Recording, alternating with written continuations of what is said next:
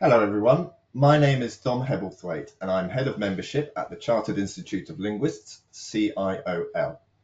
I'm delighted to welcome you all to our online roundtable on freelance linguists navigating careers in a changing profession.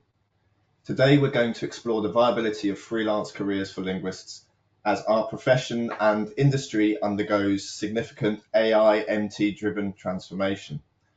We're going to tackle whether and how linguists can build sustainable freelance careers in today's evolving language services marketplace. I'd like to introduce you to our distinguished panelists for this roundtable, and I will start with Corinne Chevalier-Watts. Corinne is an MSIL chartered linguist and former chair of CIOL's translation division. She has recently transitioned to a bilingual paralegal role and in-house certified translator for an international and cross-border law firm, in part because she thinks conditions have become very challenging for freelance translators now. Corinne provides us with insights from someone who has navigated a transition into in-house work using her languages. Corinne, delighted to have you with us. How are you? Thank you very much, Dom, for this lovely introduction. Good morning, everyone. I'm absolutely delighted, very honored to be here for this very exciting event. Thank you. Very good. And our second panelist is Ilenia Goffredo. Ilenia is an MSIL and director of Lingbox Limited. She recently gave one of the absolute most popular talks at CIOL's Translators Day in March and brings practical insights on adapting to industry changes based on her successful freelance experiences. Ilenia, thank you for joining us. How are you? Hi, Dom, and hi, everyone. Thank you for the introduction, and it's great to be here. Thank you for inviting me. And also, good morning to everyone who is who has joined in and is listening. Wonderful. And so last, but definitely not least, we welcome Ibrahim Kadouni. Ibrahim is a MSIL chartered linguist and owner of In Arabic Limited. He gave us a fascinating talk on ethics in interpreting for our online conference and brings valuable perspectives from his very diverse freelance career as an interpreter, a translator, and much more. Ibrahim, wonderful to have you here. How are you today? Oh, I'm good, good. Thank you very much for this nice introduction. Thanks for the compliment, Dom.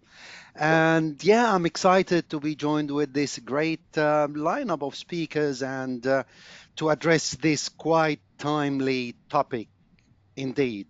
Thank you. Of course, thank you. So just to update everyone on the format for this roundtable before we properly kick off, we have a very large audience for this event.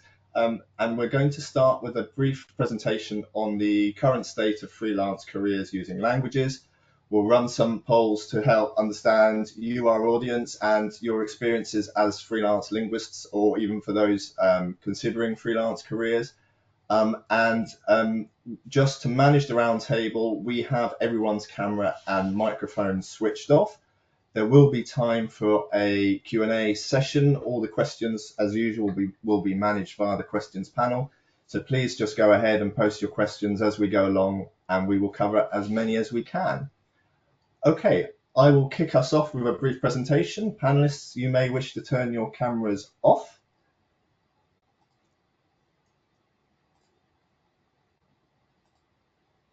And I will share screen.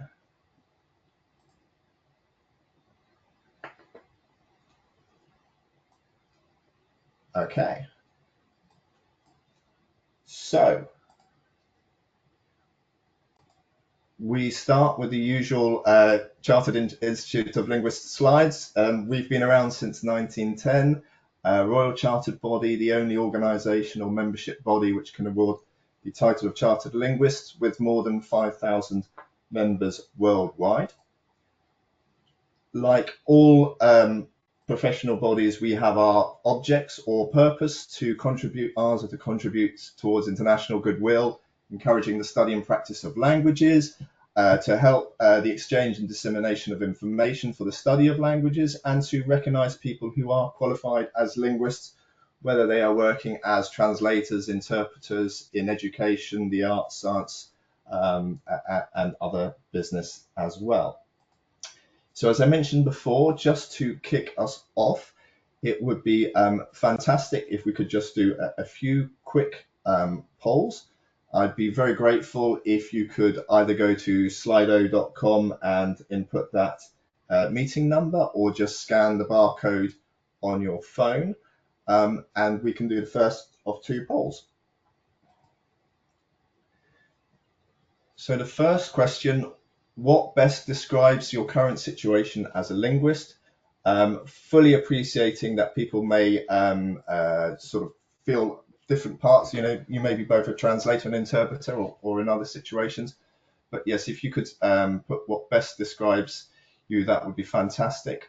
By the way, if you are putting other, by all means, put in the chat what that other is. We can only fit 5 options on the slide here, so please let us know in the other how you would best describe your situation as a linguist.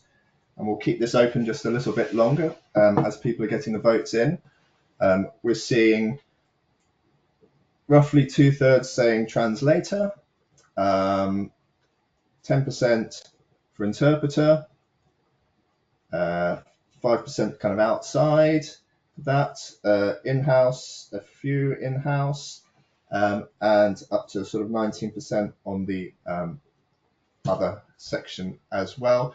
So that's very interesting. That more or less reflects our membership, where we have the majority who are translators, and then a very similar number between interpreters, maybe those working in education, and then people also working in government, business, and many others. So thank you very, very much for that.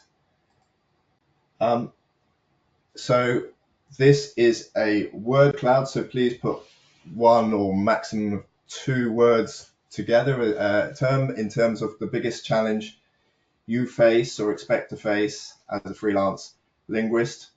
We have some answers coming in here. So yes, we're seeing one big one, but AI, lack of work, getting work, always a challenge. Rates, pay, very similar ones there, money, fear of AI, artificial intelligence, establishing myself, loss of business, low rates, drop in workloads, machine translation, post-editing, income, users, reduced work, tariffs, Brexit, stability, no work, rapid changes, last minute assignments, of course, expertise. But yeah, 2 clear ones keeping up here. We'll just hold it just a little bit longer because this is really, really helpful and fascinating. We've still got at least 16 people participating at the moment and adding their ones, so we'll hold it a little bit longer.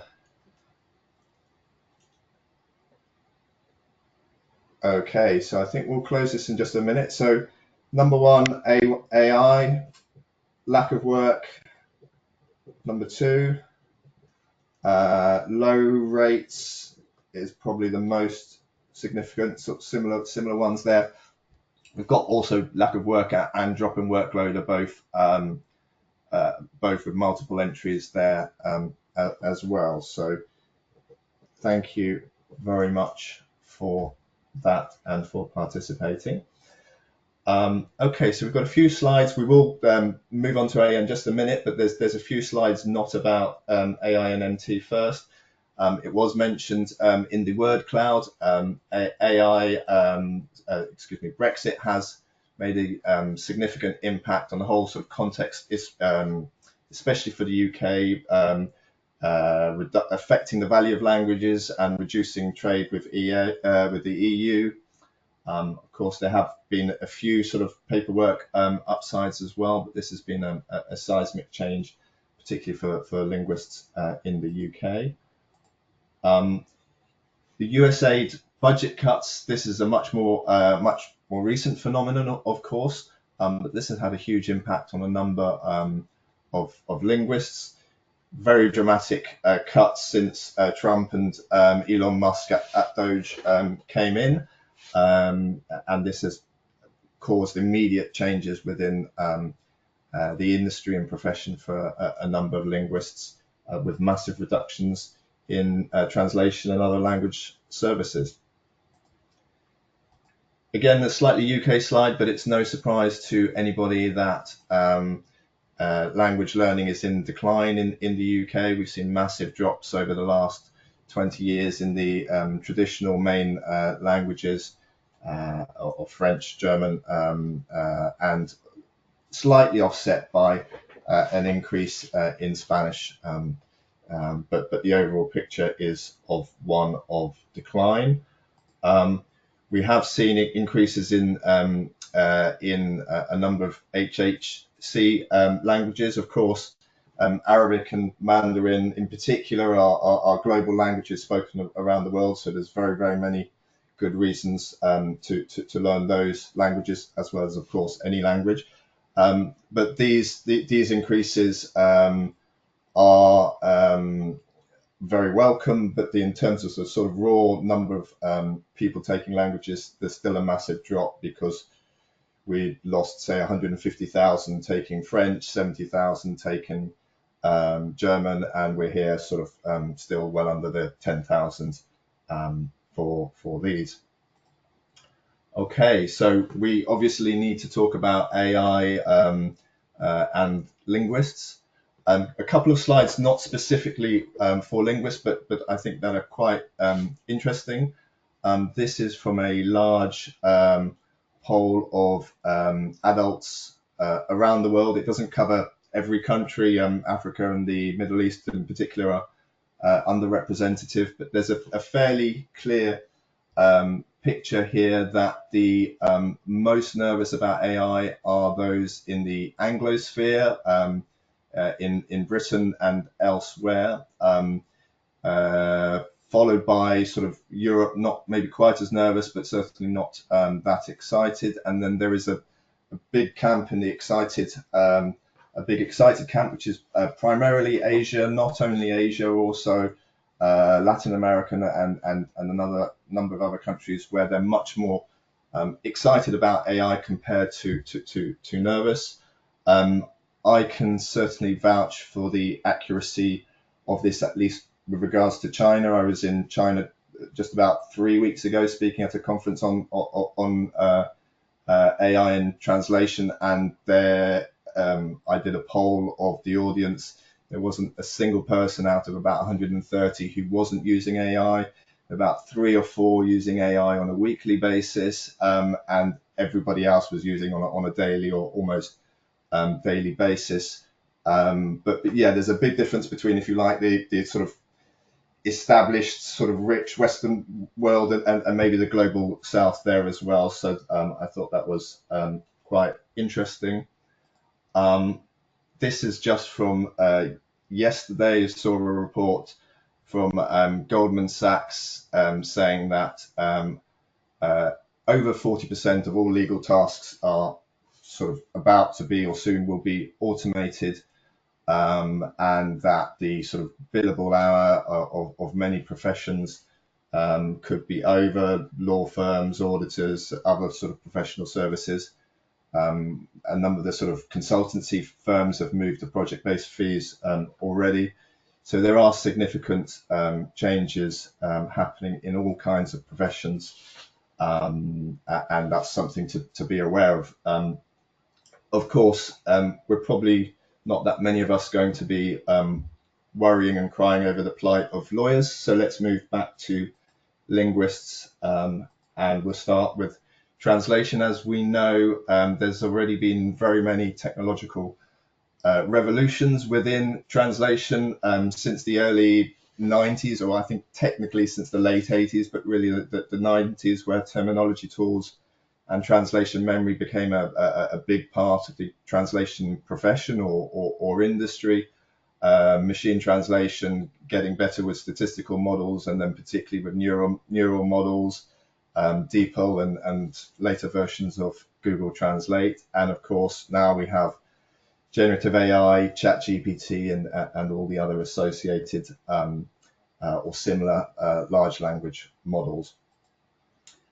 This slide is a kind of maybe a doomsday slide or whatever. I mean, this was from a research project. I don't believe that actually it worked that well at the time, but this is from Monash and Macau University along with Tencent AI Lab, where they basically assigned a series of different roles to translate, to perform a literary translation with editors, translators, proofreaders, localization specialists, all performing different roles in order to end up with a better result than, say, just using machine translation, for example. So we've now got a couple of actually slightly conflicting polls, but so I thought it important to share both. This is from a poll in our e-newsletter of our freelance translator interpreters, carried out in December, right at the end of 2024, asking basically the work changes in workload, and we saw a very significant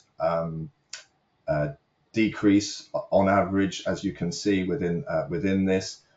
Some nuance in the comments and things, sort of people trending towards doing slightly different work, people working more with direct clients rather than LSPs, but still a pretty concerning picture.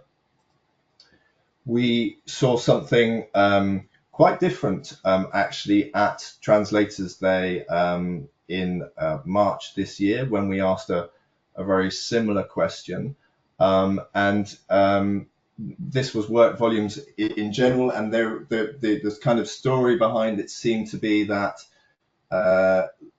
people were not necessarily doing less work, but they were doing sometimes different kind of work. So maybe the volumes of traditional translation were reducing, but being replaced by whether it was post editing, copywriting, other sort of services. So this was very interesting and a welcome positive surprise for us at Translators Day.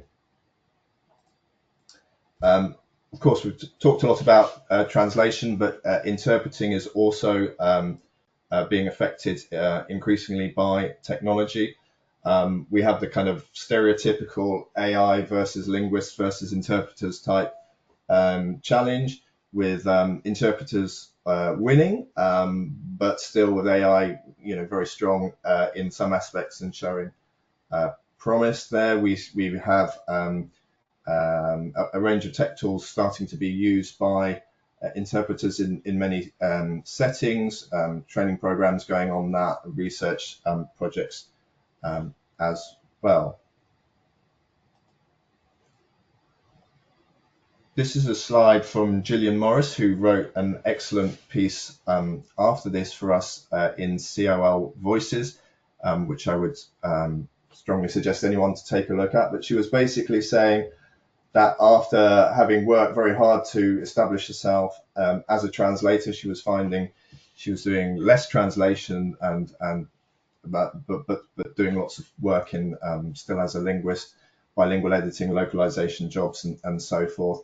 And there were a number of comments saying similar things. So that was very interesting. As I say, do check out her piece in Voices. And if I may, I'll just read a very brief excerpt because I think it's quite interesting. I never know what to tell people when they ask me what I do for a job. A few years ago, I would have proudly and unhesitatingly announced myself as a translator, but more recently the lines have become blurred. Am I really a translator now? My working hours are increasingly dominated by other language-related pursuits. I spent years dreaming of being able to finally call myself a professional translator, only to find that a few years down the line, most of my business activities lie elsewhere. Right now, it seems we're in the process of redefining our profession. But I don't want to call myself a copywriter or a localization expert. It would feel like part of my identity as a translator was missing. I'll stop it there. I could read more. There's some very, very good bits, but an interesting piece and take.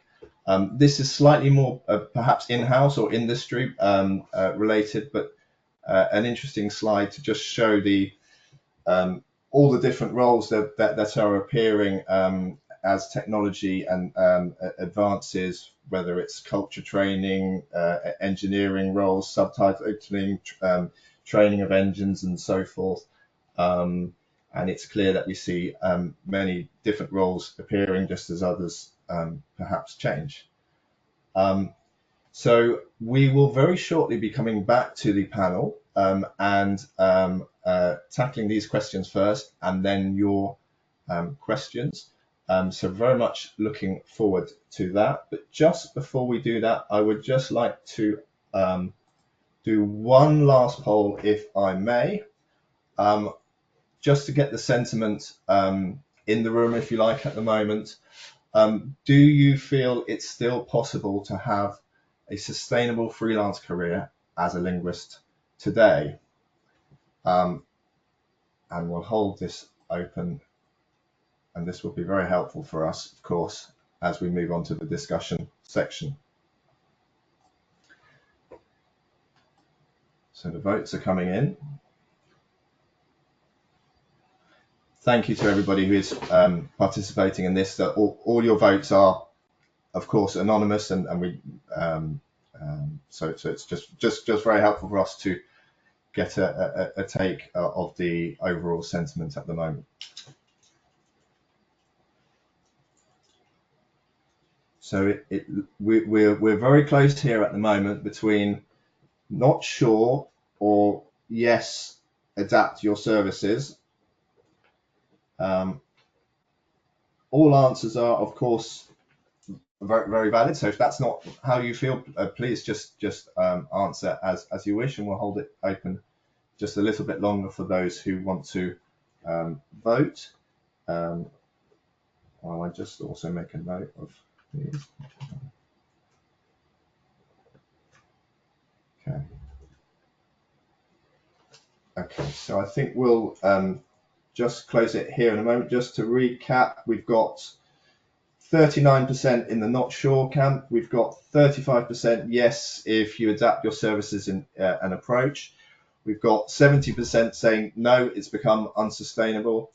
And we've got 9% in the yes, let's stay focused and know your worth there. So thank you so much for doing that. And at this stage, I will stop sharing screen and invite our panelists to rejoin.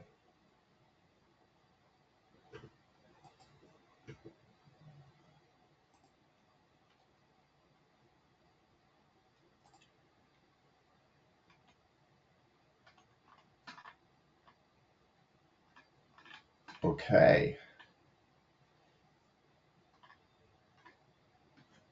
So let's tackle the first question. Ilenia, could I perhaps ask you first? I'm going to bunch the first two questions together. Is it still possible for freelance linguists to build a successful career? And what are the biggest challenges facing freelance linguists today? Thank you, Dom. So first of all, that was very interesting, the presentation, but also understanding the audience today. And it's quite interesting how the room is divided into not sure and yes, it can, we can adapt and we can make this profession, we can still live off this profession. So it's quite interesting. I do think it is possible to still be a freelance linguist and to build a successful career. It's tough, especially now.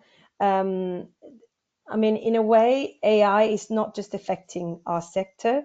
Many sectors have been affected by technology, by AI. And it's really about how we leverage on it. And we know we've seen that technology is becoming quicker and it's really pushing us to accelerate and evolve quite fast.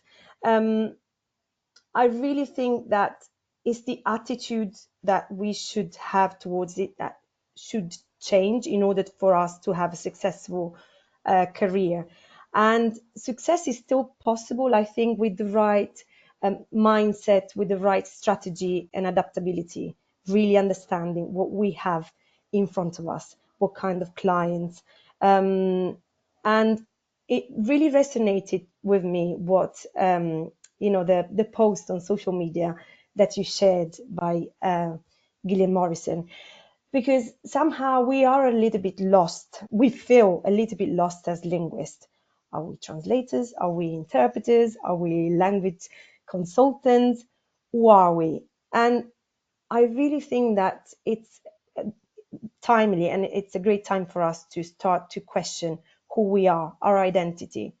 And this is, I think, the first step in trying to be successful in the years to come. It will be tough because technology is there, it's advancing, but it's up to us how we tackle. If we are proactive, if we can sit here and say, AI, we can't compete with AI because AI ultimately, if it's just translation, AI will probably beat us. And there are great technologies there where translation is accurate. So if we just market ourselves as great linguists, we value the quality that we give to our clients, but also we are accurate. I don't think that is just enough. I think we have to have more of a holistic approach to our career as well, because we can also see how the career trajectory and skill expectations have changed. And this is evolving quite fast as well. And obviously depends on our fields, the different areas and the different clients that we have. And when it comes to the biggest challenges, I think, well, obviously AI, we know that. And what is AI doing, I think, is really driving costs down. We've seen in the presentation as well, client wants to try and use and leverage on technology as much as possible. And this is obviously driving costs down, driving price down. But we also have the problem of cost. Inflation is driving costs up. So this is not really leaving a lot of room for negotiation from a business point of view, from whether you're a business owner with an agency or a linguist, a freelance linguist. So we can see how more than ever clients are very price sensitive. And I mean, when it comes to this as well, it's quite hard nowadays, and I don't know if everyone else is feeling the same, but to win new business. Client retention might be easier compared to actually finding new clients, winning new clients in this kind of landscape. The other biggest challenge, I think, is obviously geopolitics. So what's happening around us? We've seen it with Brexit, and I mean, we've seen it with all the turbulent events that we are seeing in front of our eyes, and that is ultimately shaping the market, shaping also how we work with the different languages, even from an agency point of view. So even after Brexit, obviously we had an increase in certified translation or legal documents being translated compared to before. So obviously geopolitics also play a big part into this. But yes, ultimately, I mean, other challenges, we do have other challenges as well. And I think another one is how we should really stop feeling that we have to compete with AI.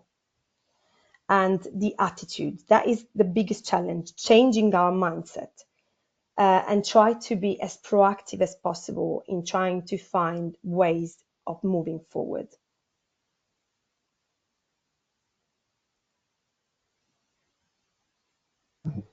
Wonderful, thank you, Elenia.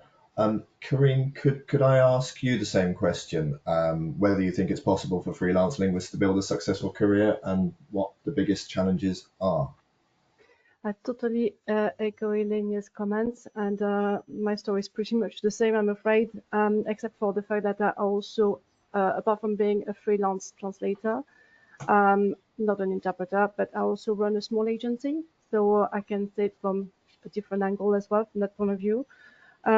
So I started my small agency, Class Languages, 14 years ago, and took a couple of years to get going, but then it started going very well, and I reached a peak last year. In actual fact, 2023, 2024 were, according to my accountant, my best, most successful year ever. So that looked very promising at the time. I was really excited about that. And then I would say from June last year, I started, there's a definite shift, and I started getting fewer and fewer inquiries, fewer translations in all languages. So not just in my own language pair of English, French, but also in the other languages that I was representing through my agency. And so I noticed there was definitely a change. And I also noticed that from an agency point of view, I used to also work with some agencies. I was getting less and less agency work. And I realized that some of those agencies I'd been working with had dissolved, some had been bought out. And so when my freelance colleagues were asking me, have you got any work for me? I would say, I'm sorry, I haven't got anything.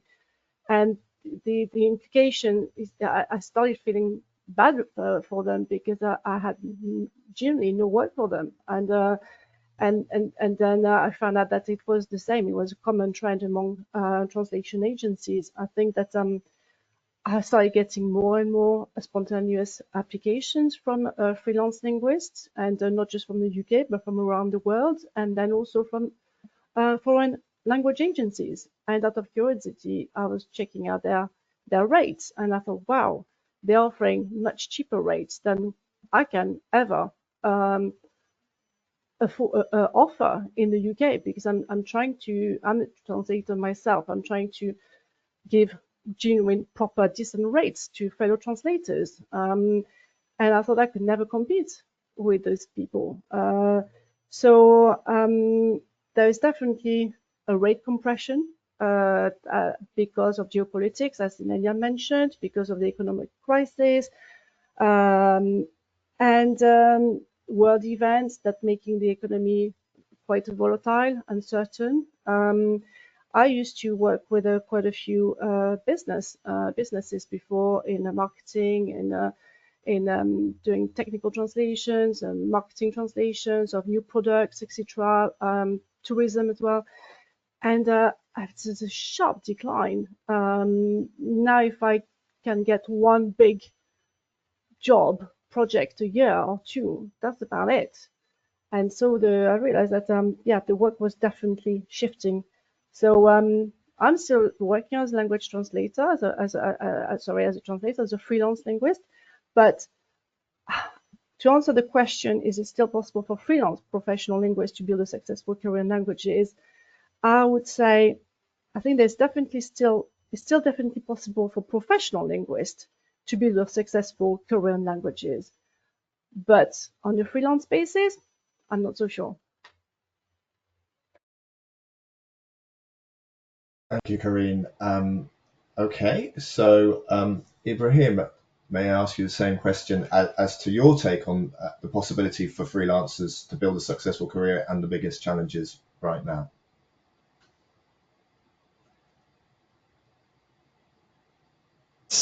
Sure. Just realized I was muted. Yes, I was just about to tell you. Perfect. We Yeah, can thank hear you. you. So yeah, I mean, that's tricky question indeed. Certainly, it gets even more complicated in light of the sentiment we have sensed from this kind of divided, mixed picture of the polls you have just run today. You know, I will try to be as reasonable as possible because still I see myself on the optimistic side of the debate. Despite all, I mean, the worries, the scary indicators, and what we are seeing in the market, I tend to interpret these changes in line with the entire global market landscape.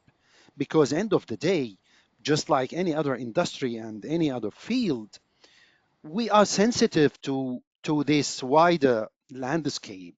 We are susceptible to the change ongoing at the global level. I mean, go there and see we are not alone in these tumultuous times. And I tend to see it like decadal. Every 10 years, we would be faced and presented with this kind of, say, existential challenge.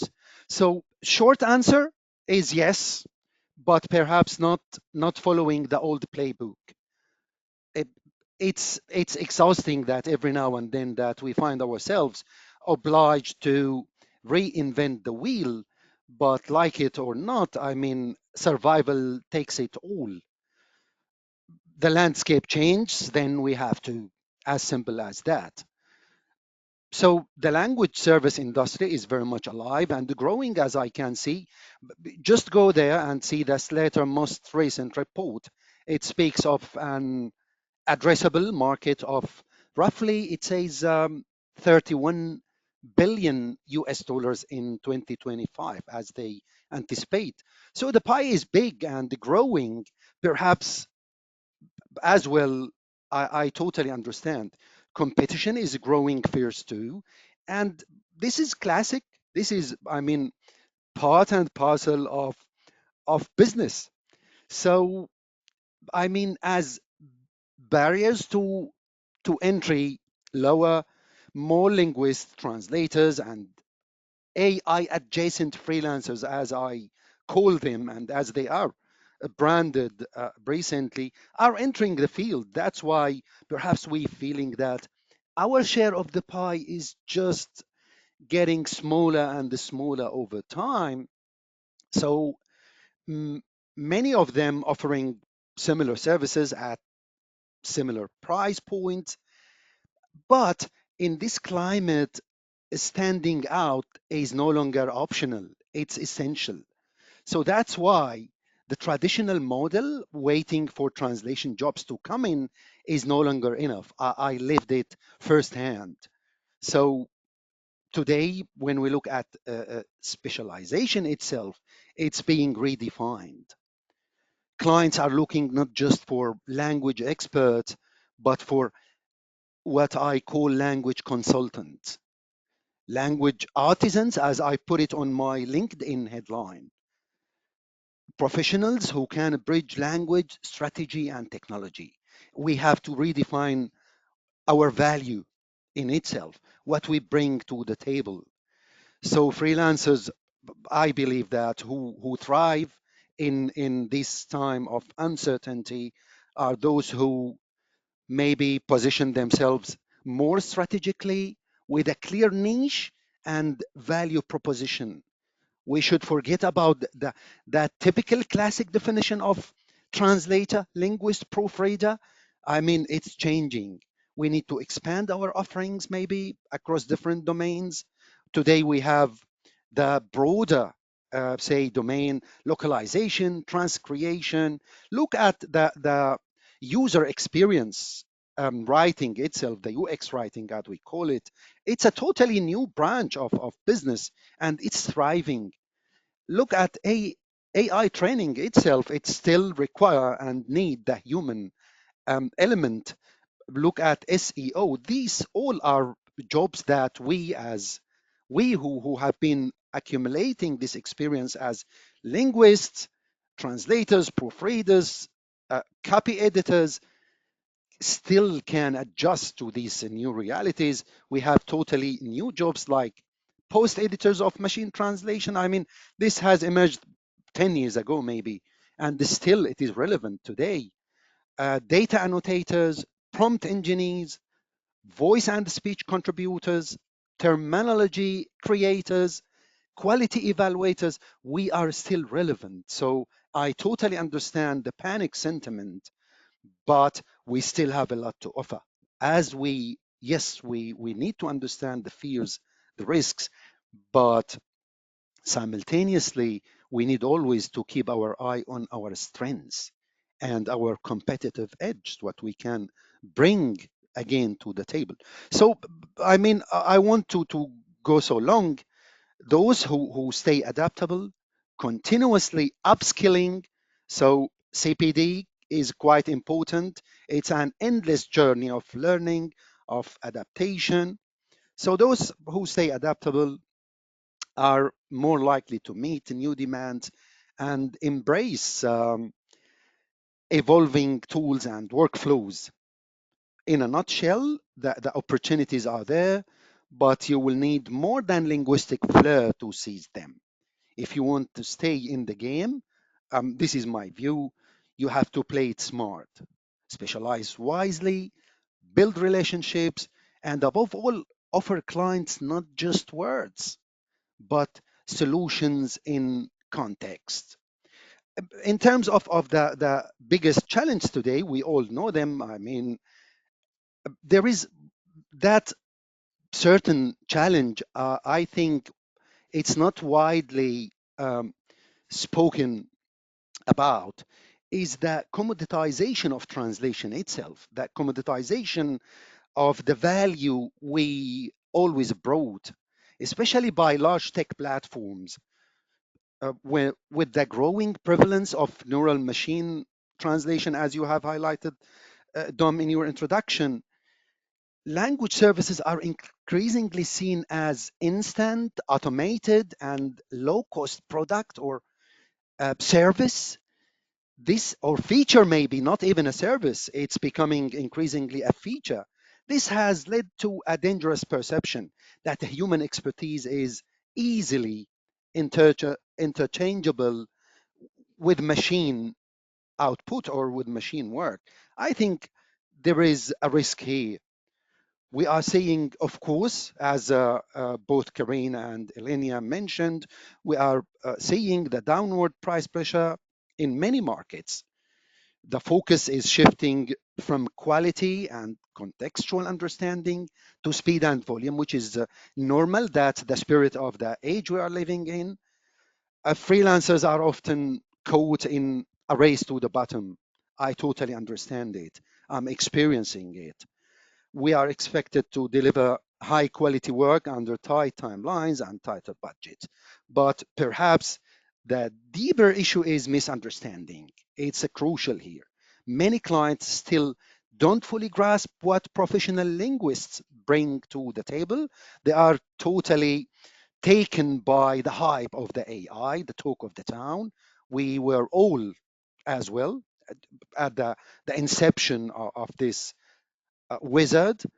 We are not just translators. It's quite important to underscore this.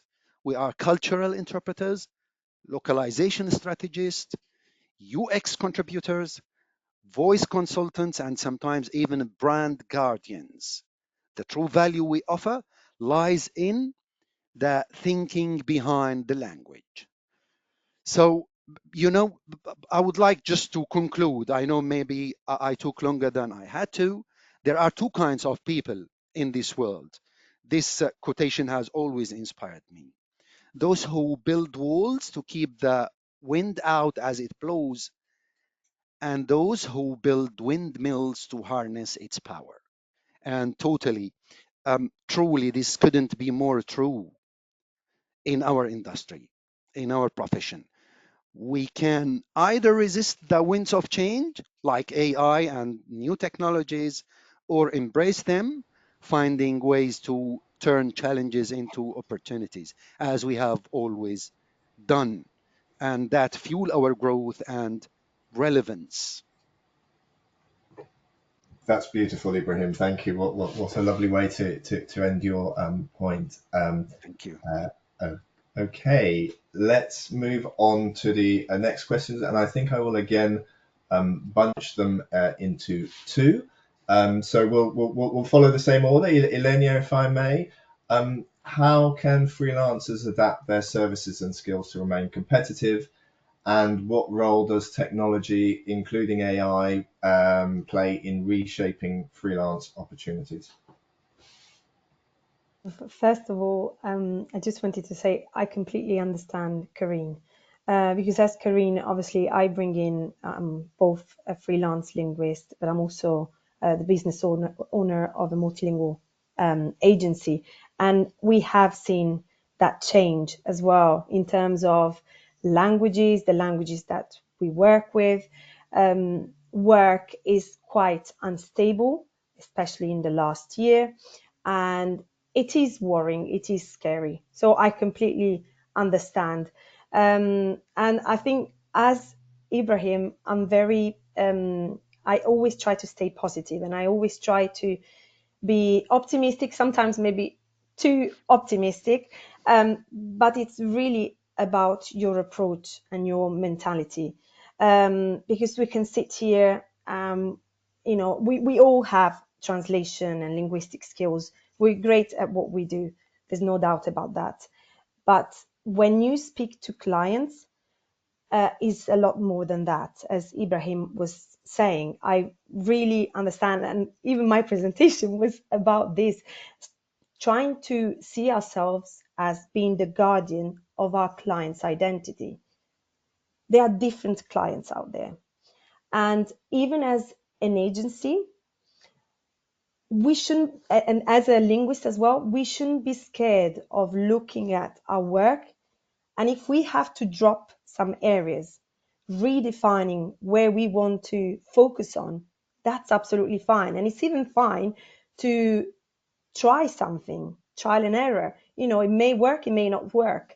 And even with technology and I think to try and stay competitive on the market, we have to put ourselves, we need to try the different array of technologies that is out there, and switching that kind of attitude that sometimes we can have and say, okay, no, I'm not going to use that. And I clearly remember when CAT tools started to emerge, and a lot of linguists were like, no, I'm not working with this CAT tool, or I'm not working with this program.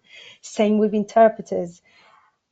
Pre-COVID, I still remember, like, if they were asking us, or if we were asking as an agency, can you please provide interpreting over Skype at the time, Zoom, you would have a couple of, linguists not agreeing to that.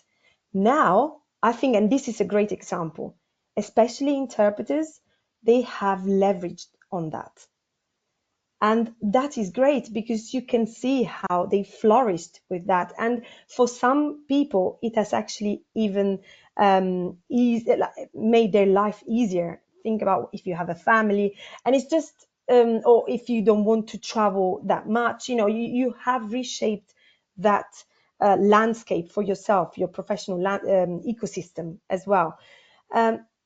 So I think that's a great example of how to really think outside the box, and expanding on your comfort zone as well. Not going outside of your comfort zone, but actually expanding it. We're talking here about evolution. We can see this as evolution rather than survival, because we can we can just sit here and say, look, we need to survive. And as us linguists, most of other industries are going through the same path of feeling anxious, feeling nervous. As Dom was saying, in his presentation, I think if I understood correctly, so the Asia market is not so anxious and nervous about using technology. So can we look at them, at what they're doing, how they're approaching it? Can we take on that? So can we rethink? So we were saying before about thinking about our identity. If it's not a great period for us as linguists, as business owners, how can we upskill, as Ibrahim said? Can we use that time, that scary time as well, because you don't have any work coming in, or you can't give any work to your team? So how can you rethink about repositioning yourself within the market? Can you look at those markets that actually they're doing good. They are riding the wave as well. And I think that's what I mean by having a proactive approach. We can sit here and, talking about the things that we're great at compared to AI, or what AI can do a lot, better things compared to us. But ultimately is how we market ourselves. We need to start being specialists. And even if our specializations are maybe one or, well, two or three, we should still market ourselves as specialists in that area. We really need to understand how we speak to those clients, because we can't just say that we are, unfortunately, I say this because it really resonated to me, that social media post that we've seen in the presentation. You feel lost in your identity as a linguist. You want to be a translator. You have studied to be a translator. You have studied to be an interpreter. But the reality is that the array of skills that you have to offer your clients now goes beyond being, the old perception of being a linguist. Business acumen. You have to know how to run a business, how to really understand and speak the same language as your clients, because there are different clients, and there are clients that want to use and leverage on technology a lot, but there are also clients that really value human interaction. One of the, I think it's the 2024 NIMSI report that outlined how, especially localization buyers, they wanted that human interaction. Price, I think, was 11th place in the list. What really mattered to them, and what matters to them now, is having smooth communication. They want to make sure that if you say to them, I'm going to deliver on that day, you're going to deliver on that day, that you're going to be there if they need you. So I think this is also important, speaking your client's language and really understand their ecosystem now and what they're going through with AI themselves. And so for example, with businesses, especially if you have direct clients, how you can help them thrive on a global scale, not thinking about just linguistically, but where you can clearly reposition yourself within their multilingual environments as well. And it's tough. It's really difficult, but it's by us upskilling and understanding their business is that we can really try and translate that and but leverage on that, I think. And it is the key to stay competitive on the market. And another thing I wanted to add, maybe we can even rethink of translation as more of a premium service. So, in not being scared about our work dropping, but focus on the quality of the work that we offer. So, projects may be less than before, but it's the quality of those projects. Again, even the definition of success, when we were looking at the first question, is it possible to have maintain a successful, sustainable freelancing career? It's also the definition of success that we need to try and redefine. Of course, it's financial stability, that's for sure. But it's also like building those long-term relationships with our client. We know that it's hard to win new clients, but how can we win new clients? How can we continue to retain loyalty from our existing clients? Because those clients, the existing one, they know they value our work. And obviously, yes, they're going to incorporate technology at some point. But it's also our approach at anticipating that, or knowing how to fit our position into that kind of transition. We need to be really aware of that and the dynamics that happen within our client sectors. Thank you very much, Elenia. And just to pick up on one point you made about the sort of human interaction, really resonated with me. I was having a conversation with sort of mid-sized translation agencies, a specialist translation agency, the other day, and they were saying that the biggest feedback they get from clients is that a number of the translators, they would like more interaction with them, whether it's, you know, comments on the source, whether it's advice, whether it's consultancy, and so on and so forth.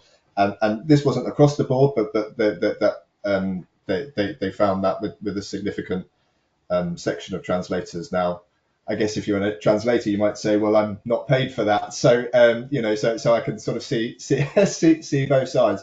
But you know, that was the big feedback, that they sort of felt that very often things were going into kind of a void, and that was it. So I thought that was very interesting.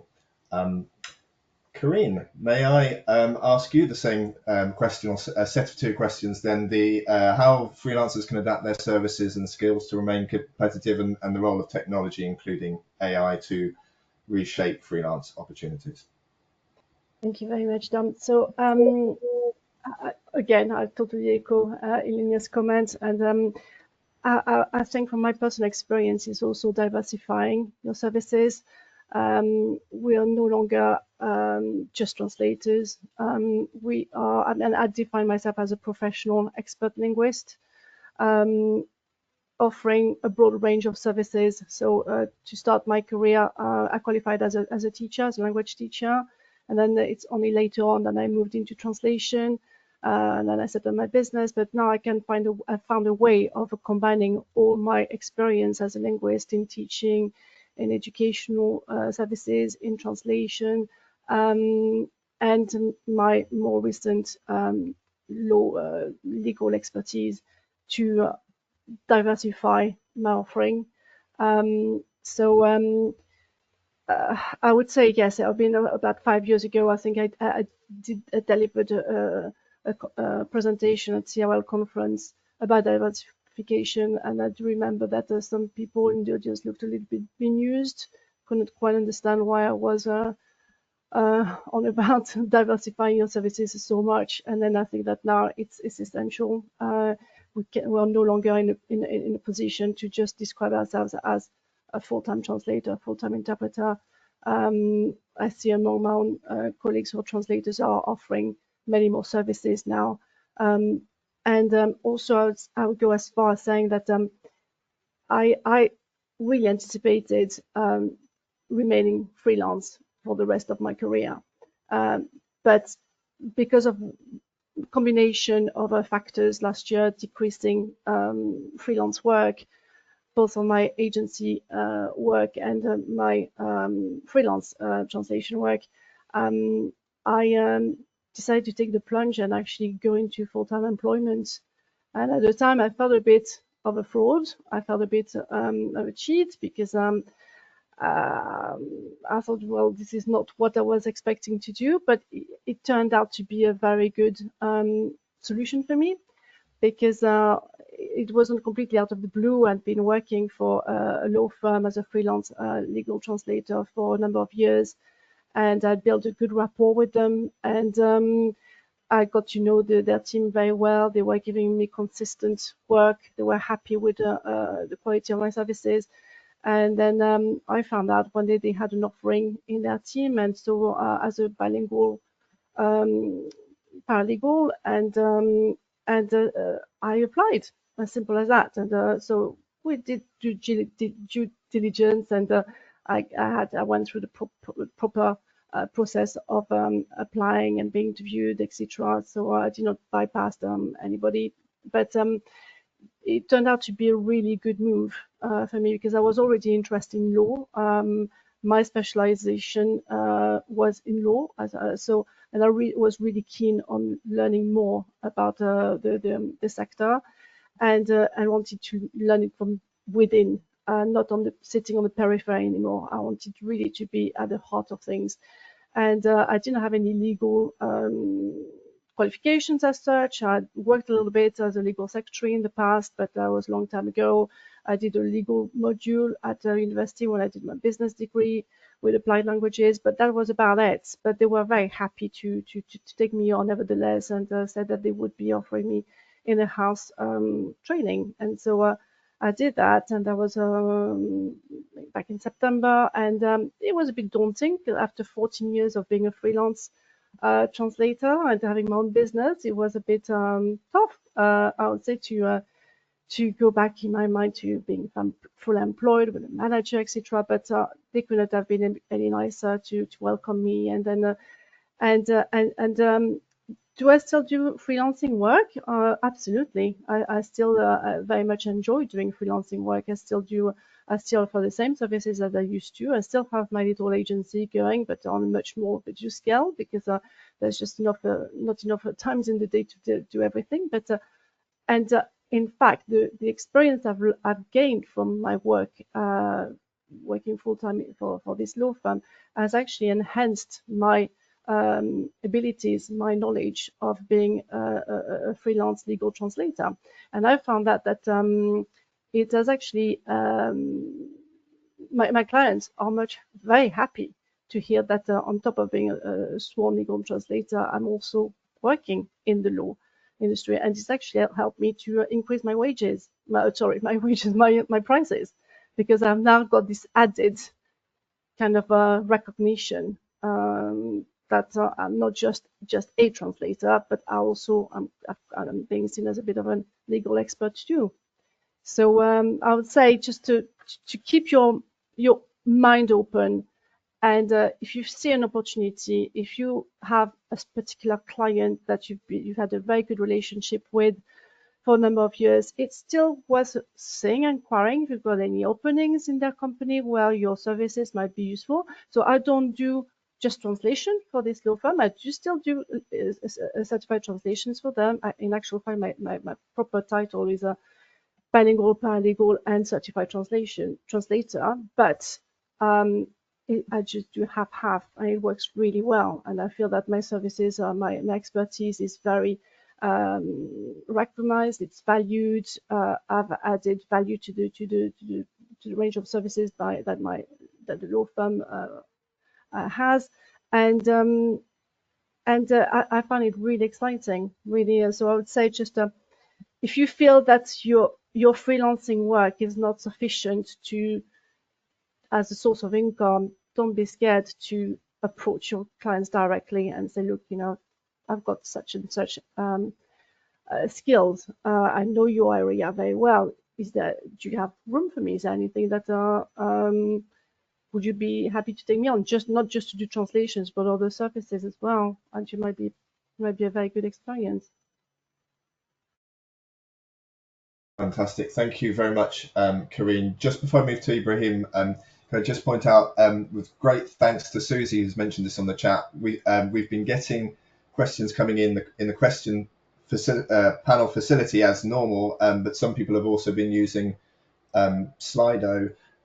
Please, if you do have a question, if you could use it via the questions panel facility, that will be much easier to manage, although we'll try and cover those. And I'll pass these two questions to you, Ibrahim. I think we should move on to the panel, the audience questions very shortly. So if I could ask you maybe in 3 or so minutes, Ibrahim, to answer how can freelancers adapt their services and skills to remain competitive, and the role of technology, including AI, to reshape freelance opportunities. Sure. Yeah, I'm conscious of time, of course. Just quickly, I want to comment on what Karine has beautifully put. Karine, actually, I made the other way round journey you have done.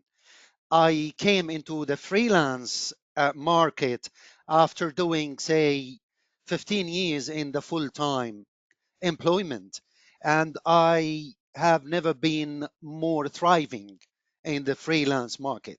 So honestly, we both feed into stories of hope for those who are joining us today.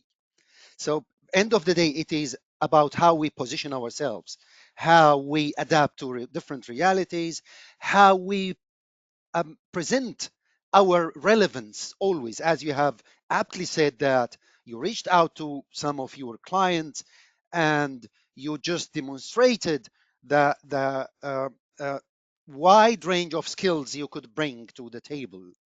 So I keep doing this on day-to-day transactions. A quick anecdote: last week I had an interpreting gig for an entrepreneur from the UK, English speaker, who has been doing some business in the Arab world. He was struggling that he felt that all my meetings I'm having are with English speakers from the Arab world, but he felt that his nuances were not traveling across language. And this has been impeding some business opportunities. He asked my assistance. I joined that meeting, honestly, without complimenting myself, of course. This is not a self promotion. The meeting went, I mean, superbly positive and good. And he was always like, Eureka. Yes, that's it. This is what I wanted to mean. So, from that small meeting, which went for 1 hour, I realized through the meeting that their website has many issues which had to do with copy editing, copywriting, how to present words. And this is where I brought my relevance and my value. So, yes, I've been getting less translation work since late 2024 as we have been, or so again I will link it to how can freelancers stay competitive. Of course, staying competitive means staying ahead of the curve, knowing your relevance and your value, not just reacting to change, but perhaps we need to anticipate it. Always, one of the smartest moves I think freelancers can make today is to embrace hybrid roles. This is what I'm trying to bring more focus on. The most resilient professionals are those who combine language skills with complementary disciplines, as I've been mentioning. We should refrain and finish that old time of presenting ourselves as translators or interpreters. I mean, fair enough, I do respect specialization, but it won't pay off enough, as we all do know nowadays. So clients increasingly seek partners who can operate at the intersection of language and strategy. That anecdote, that meeting I cited, was quite telling of this example. So, not just linguist execution, this is not what clients are after nowadays. So, another key strategy perhaps is focus on high trust services, Dom, the kind of work where quality, confidentiality, and cultural intelligence, which still does matter, and and um, which I still believe that AI is not capturing yet.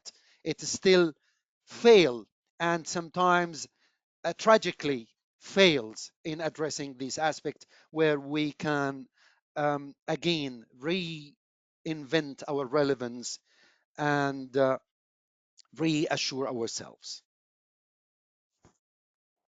I hope Fantastic. I managed to answer the question at least. That that was brilliantly answered. Thank you, Ibrahim. And we've got so many questions coming in, and questions and comments. I think we should do that straight away.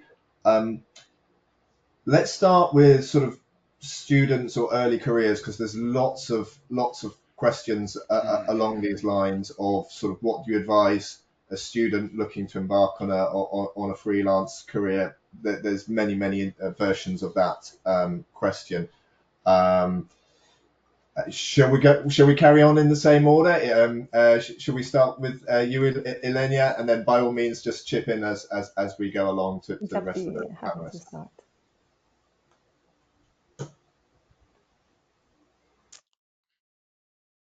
So, sorry, Dom, what is the question? I just missed the question. So it's Basic question. advice for early career. Advice. Yeah. So there's Okay, lots of questions along the lines of I'm a student, in I'm about to general. be a freelancer, or I'm early in my career. Okay, Um, general advice for early career linguists. okay. I'm quite passionate about this, and I think when you are a student and you've just finished your BA, your master's, it's quite tough out there. It depends on your language combinations. But again, it's about having a plan in place. And this is what I always say to students. The first thing that they ask me, how can I get my first project.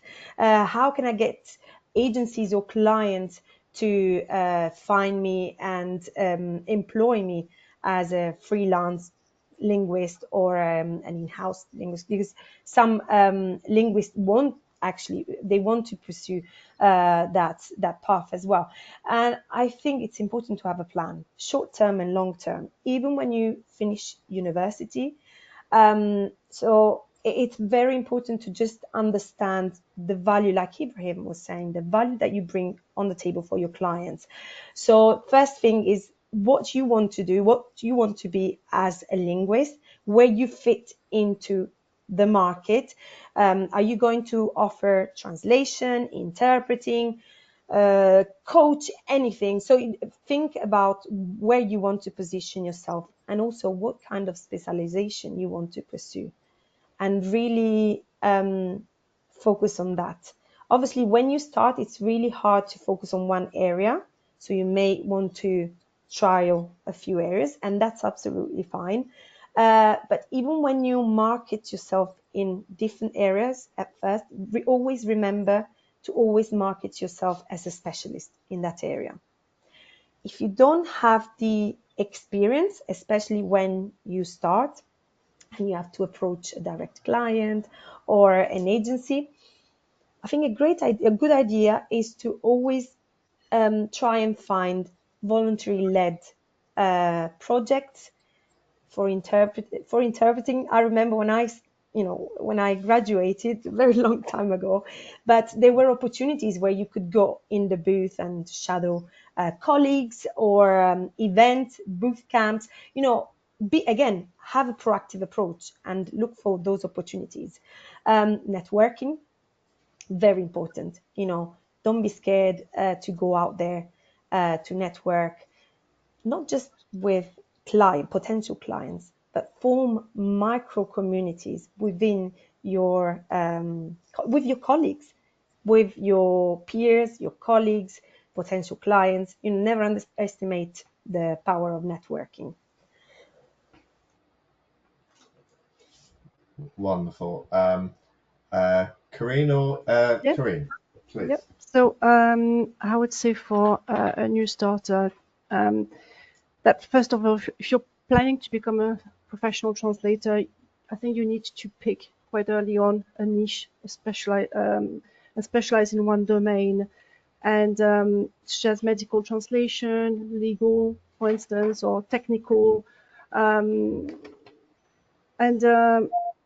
also you need to develop other skills, soft skills, client communication. I think that gone are the days when a translator could be happy staying at home, working on the computer, and it's far more than that. As Elena said, it's about making personal relationships with clients, meeting people, building networking groups, be known, and also learning other things than just languages. I would say if you're going to be, as a freelance translator or interpreter, you're going to also have to manage your own business. So you've got to learn about client communication, time and project management, how to price your services, how to negotiate your contracts with clients, how to invoice your clients, learn about doing some basic accounting, and some marketing as well, and social media. And for instance, you'll have to learn to set up, to build your own brand. You have to be able to design your own website. You have to create your own LinkedIn profile. Do as much networking as you possibly can. Join associations, professional bodies like CIOL. That's an absolute must. Attend events. Attend as many social media networking events as you can, not just among linguists, but also in the specialism that you are intending. For instance, I do a lot of legal networking, and also keeping yourself up to date with what's going on in your profession, not just in translation or interpreting, but also in the tech industry, in the legal industry. Improve your soft skills, improve your negotiation, planning, client care, and offer specialize in a couple of domains, but also diversify your range of services in such domains, I would say. Good luck. Ibrahim, same question in terms of your advice for those early career or students starting out. Yeah, I'm afraid I might sound redundant to what my distinguished colleagues have just added. However, I will do my best, honestly. You know, the first thing I would say, because I have to do with teaching. I do teach interpreting at the University of Surrey, so I have first-hand experience with the students. Perhaps first part has to do with developing and adapting our teaching content and modules to respond to this rapidly evolving reality. This is crucially important. So this should come first from teaching institutions, and perhaps even students should be quite aware of the importance of this point. So in in addition to the key point which I would advise, uh, building a strong foundation and staying curious, I would say do open up. I feel for you, you lovely creatures. I mean, linguists, future linguists. Gone are the good old days where we had business coming to us and jobs running after us. The reality is totally different today. It's kind of harsh. So open up, always have your business card, have that QR code which leads to your profile, go and mingle with people, go out there to events, public events, specialize. Yes, I do advise to specialization, but don't box yourself. It takes a lot today to put food on the table. I mean, you won't find it enough to specialize nowadays, say in medical or in legal. Yes, you do need a niche where you can stand out. But again, as perhaps both Elenia and Corinne said, yes, extend and expand your specialization, get hand-on experience early as possible. This is quite important. Internships, volunteering work, and all kind of this. Freelance gigs do help a lot in giving you sense of the real world, real life world. Invest in networking and community. This is quite important. Join professional bodies. CIOL is there. You have great people. They would give you invaluable guidance. And yeah, what else? Yes, importantly, cultivate and harness business skills. We are masters in doing the job we do, but perhaps we are not matching that mastery level in promoting ourselves and in generating leads for our business and in getting more and more. Advocate for your value. This is a key line I keep repeating. Advocate for your value. You are more than a word swapper. No, we are not merely that. This job can be done by machines. We are all seeing it. So perhaps a last point, stay resilient and adaptable.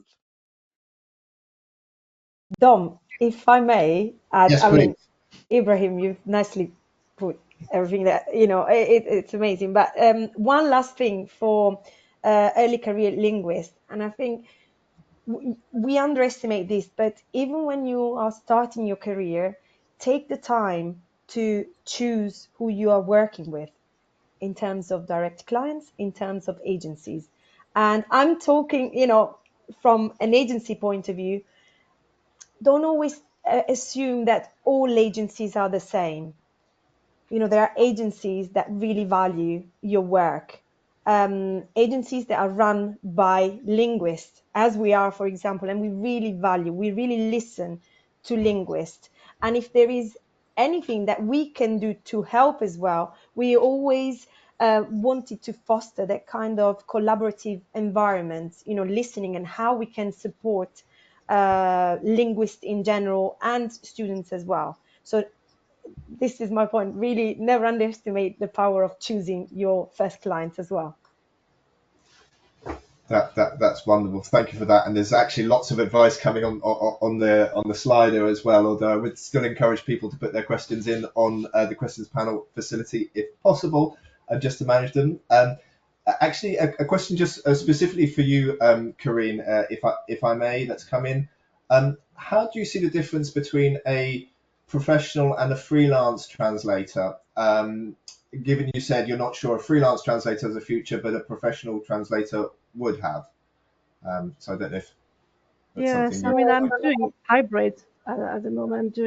I'm still doing freelance work for myself, for my own clients. I still work for actually other law firms as well. So, and there's not a lot, to be honest, of difference. It's just the fact that I suppose being an in-the-house translator means that I'm not doing just translations. I'm doing lots of other things as a paralegal.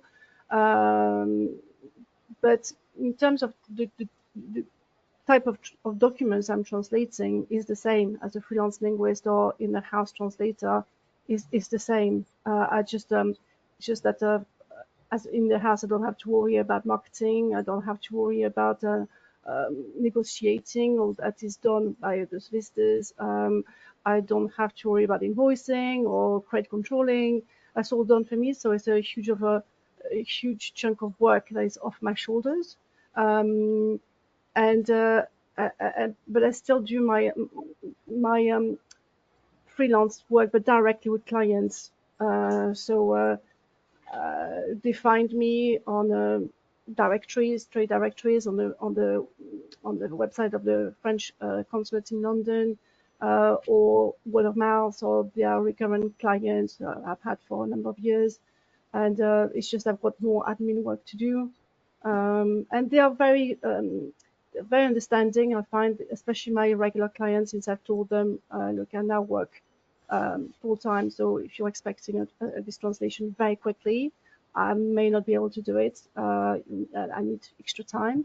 And most of the time they're happy to wait. But if it's really urgent, they've got a deadline, then I've got to pass them on to my trusted colleagues. But in terms of a quality of work, nature of translation documents is pretty much the same. Oh, okay, thank you. Okay, we'll just move on to probably our last question in just a minute. But just as I go past it, I should point out, and it's been pointed out in the chat, that certainly I didn't mention the presentation, and I actually had a slide on this, and I should have included it, but I knew we would have so many questions, I didn't. But it's not been mentioned that for rare languages, AI, the quality is much worse than it is for Arabic, French, or Italian, of course, so there's still very clear important need there for interpreters and translators as well. And I mean, we've sort of touched on it a bit, but there's been a number of sort of questions kind of saying, more or less, I'm an introvert. I translate. I don't want to change. I don't want to put myself out there. I don't want to, adapt. Various sort of questions along those lines. So I don't know in just a minute or two whether any of our panelists would like to give some tips for introverts on how to get yourself out there and also how to change and market yourself. Shall I start? It's a it's a good question. I would say what we were saying about building a community, micro community. So if you find gaps in the way you portray yourself to your clients, or that you are good at in some areas, but you lack in some other areas, then build yourself a community, a team, ask for support from peers, people that, sometimes even starting from the people that we know. And I mean colleagues, family, friends. Even just starting from that, you'll see that in your small network, you will have different opinions, different expertise as well. And then you can grow that. and also upskilling, trying to, as we were saying before, expand on your comfort zone. And if it's whether if it's communication, or if you want to try and master a skill that can help you to overcome, just networking, for example, that's another solution. But I think ultimately, I think building a network, a small community, and starting from the people that you feel most comfortable with can really help you just try and navigate that.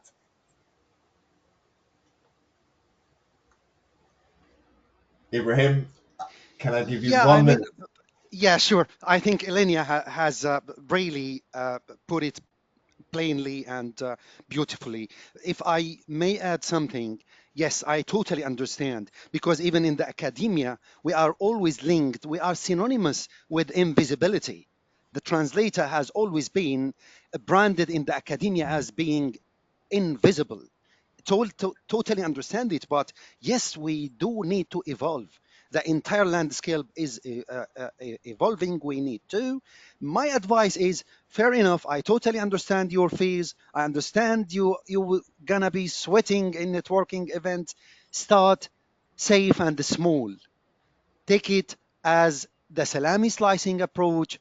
Perhaps start with building a digital footprint, have a blog, go out there to the digital world. Our world is becoming more digital than real physical one. It's gonna help you, but you do need it, believe me. Wonderful. Less than a minute. I incredibly punctual. Thank you, Nailed it Ibrahim. finally. Yeah. Look at that. And I mean, we have actually come to 12:30, which is the end of the session. And there are so many nice comments coming in. And thanks. So thank you so much to all three of our panelists for your amazing contributions. Thank you to our audience for attending and contributing to this fascinating and important discussion on the future of freelance careers for linguists. Like I say, we have run out of time. All attendees will receive a certificate and a link to the recording. Lots of people have been asking about that as well. Everybody will receive a link to the recording. We've had well over 300 people attending live at any point I've checked during this session. I think close to 900 registering as well, so they will all receive a link to the recording as well. CIOL members, you can log this roundtable event on my CPD. So once again, I'd like to thank our panelists, Karine, Ilenia, and Ibrahim, for their invaluable contributions and insights into these realities we're facing as, or freelance linguists are facing today. Thank you everyone for listening and participating. We hope this has provided food for thought, whether you're an established freelancer or early in your career in languages. Thank you everybody, and goodbye. Thank you Thank you, so much, everyone. everyone. Until Thank you. next time. Bye.